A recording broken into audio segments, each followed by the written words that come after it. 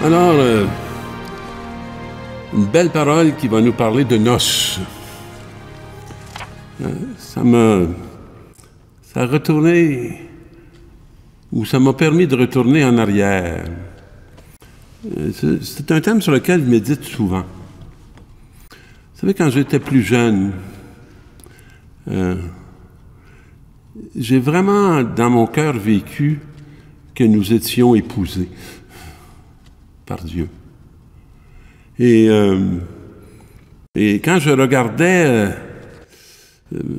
ma ville, ma province, je sentais que c'était une province choyée. Et j'avais vraiment le sentiment d'appartenir à un peuple qui était le mien, puis qui était le peuple de Dieu. Pour moi, le Québec, c'était comme Israël. Aujourd'hui, c'est plus tout à fait pareil. J'ai souvent le sentiment de ne plus avoir de peuple. Probablement pour des raisons assez simples. C'est que nous sommes un peuple qui s'efface, mais ce qui m'est apparu de plus en plus évident comme mon peuple, ben, c'est mes frères et sœurs que je rencontre en Église. Je rencontre tous les jours. Je vis au milieu d'eux. Puis je reçois beaucoup de bénédictions de Dieu à travers eux. Alors, c'est un peu le thème qui va suivre nos lectures. Hein. Pour la cause de Jérusalem, je ne me tairai pas. Pour Sion, je ne prendrai pas de repos, avant que sa justice ne se lève comme l'aurore et que son salut ne flamboie comme une torche. Moi, je pense que notre monde mérite mieux que ce qu'il a déjà présentement, ce qu'on lui offre, ce qu'on lui donne. Et on dit, les nations verront ta justice et tous les rois verront ta gloire. Mais les nations, pour moi, ça est devenu de plus en plus concret, parce que dans mon expérience sociale, j'ai vu les nations arriver dans notre pays. Alors, on t'appellera d'un nom nouveau, donné par le Seigneur lui-même. Tu seras une couronne resplendissante entre les doigts du Seigneur, un diadème royal dans la main de ton Dieu. Et ça, je l'ai expérimenté dans cette dynamique d'enfance. C'est exactement ce que j'éprouvais. Hein? Puis là, ben, on ne t'appellera plus la délaissée, on ne t'appellera plus ta contrée, terre déserte, maison, mais on te nommera ma préférée, on nommera ta contrée. Pour moi, c'est très concret comme texte. Et mon épouse, car le Seigneur met en toi sa préférence, et ta contrée aura un époux. Comme un jeune homme épouse une jeune fille, celui qui t'a construite t'épousera, comme le jeune marié est la joie de son mari, comme la jeune mariée est la joie de son mari, ainsi tu seras la joie de ton Dieu.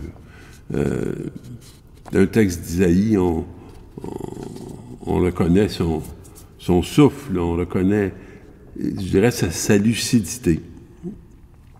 Dans la deuxième lecture, on parle de la diversité des charismes.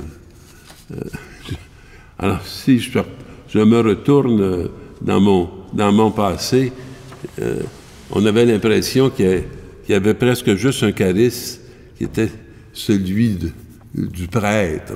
On y avait attribué tellement de charges et de responsabilités, il en assumait tellement large qu'on ne voyait plus distinctement les charismes de l'ensemble. On a beaucoup redécouvert ça avec Vatican II. Vous savez, c'est pas juste un mauvais temps passé. Il y a quand même de belles choses qui s'accomplissent et qui adviennent. Frères, les dons de la grâce sont variés, mais c'est toujours le même esprit.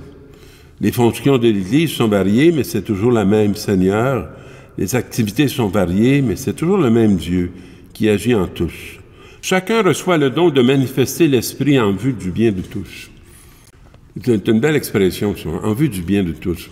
Pas pour se faire valoir, mais pour que tous reçoivent le bien qu'ils méritent. À celui qui est donné grâce à l'Esprit le langage de la sagesse de Dieu, à un autre, toujours par l'Esprit, le langage de la connaissance de Dieu, un autre reçoit dans l'Esprit le don de la foi, un autre encore les pouvoirs et guérisons dans l'unique Esprit, un autre pour faire des miracles, un autre est un prophète, un autre sait reconnaître ce qui est vraiment de l'Esprit. Et ainsi de suite, on voit se défiler une multitude. Puis je lis ça, puis je vois des personnes m'apparaître. Et je rends grâce à Dieu qu'on soit rendu quand même à cette possibilité de voir plus clair sur les dons qui viennent de lui. Et l'Évangile, c'est pas étonnant, avec ce thème des noces, c'est l'Évangile de Cana. La mère de Jésus était là. Jésus aussi avait été invité au repas de noces avec ses disciples. Alors, des noces où la première qui est nommée, c'est la mère. Contrairement à ce qu'on est habitué, dans les noces, habituellement, ceux qui prennent la vedette, c'est pas la mère, mais c'est l'épouse. Et ici, c'est la mère qui est la première. Et même, on nous dit que Jésus aussi avait été invité. Il est en second. C'est très rare que vous allez trouver dans des textes évangéliques que Jésus est en second. Et pour moi, ça me parle très fort. Et en troisième, les disciples. Alors, c'est bien situé. Marie, Jésus et les disciples. C'est un peu le parcours de vie de Jésus. Son incarnation, c'est le oui de Marie. Alors, il est arrivé en second, après ce oui de Marie donné à Dieu. Et puis, avec l'avènement de Jésus, on va voir arriver les disciples.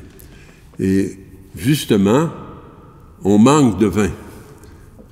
Ça résonne dans mes oreilles comme l'Ancien Testament qui manque de vin. On est rendu à une autre étape. Alors la mère de Jésus dit à Jésus, « Ils n'ont pas de vin. » Jésus lui répond, « Femme, que me veux-tu? » Réponse étrange. On se demande s'il est mal poli mais en même temps, si on creuse la résonance de femme, on sent que là, il y a quelque chose qui se passe entre la mère et la femme. Et c'est comme si à ce moment de cette parole, Jésus va s'adresser à la femme. Et femme, que me veux-tu? Qu'est-ce qu'il y a entre toi et moi? Pourquoi mon heure n'est pas venue? Alors, c'est comme si, pour moi, j'entends que Jésus est en train de dire, c'est l'heure de la femme. Et la femme nouvelle, l'Ève nouvelle, c'est Marie. Et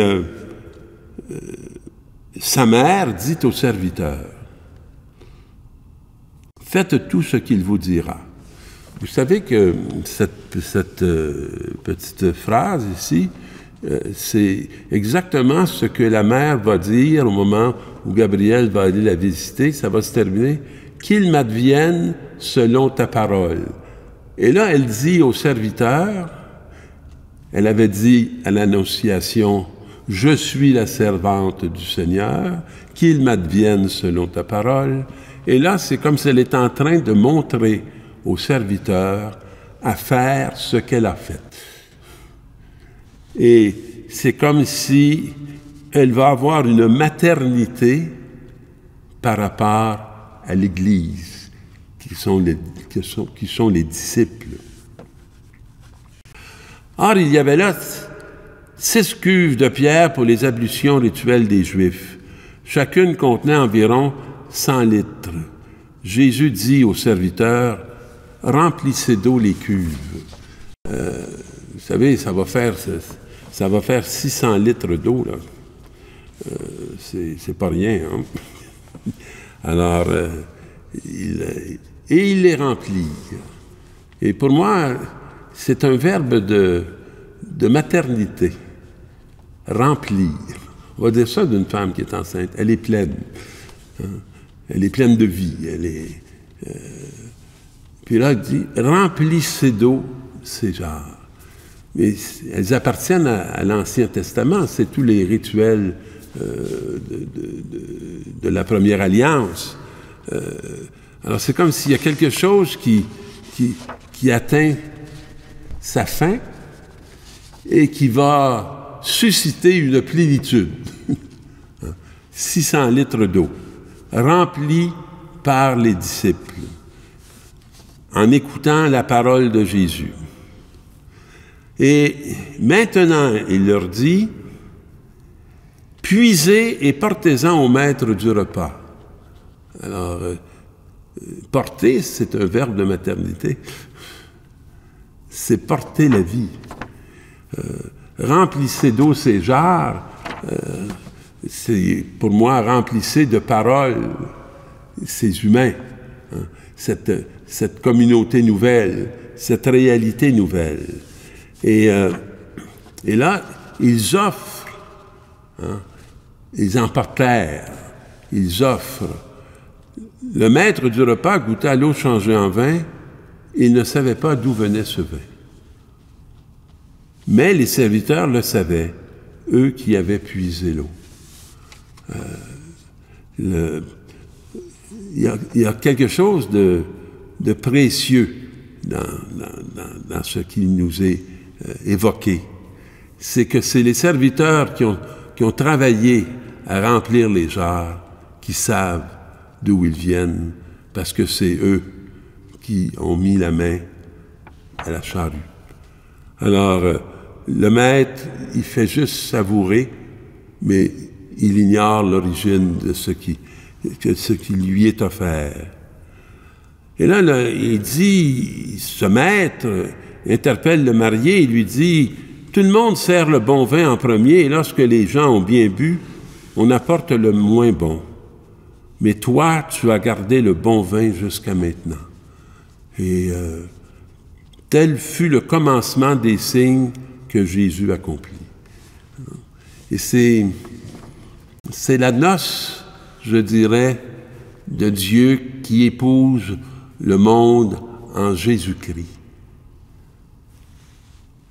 Tel fut le commencement des signes que Jésus accomplit, c'était à Cana de Galilée.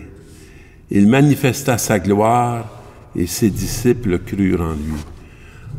Alors, on est arrivé avec des disciples qui étaient de simples invités et on se termine avec des disciples qui ont la foi. Seigneur, donne-nous de saisir cette parole et fais-nous entrer dans la joie de la noce que tu nous proposes et que tu proposes à notre temps. Bonne semaine, mes amis.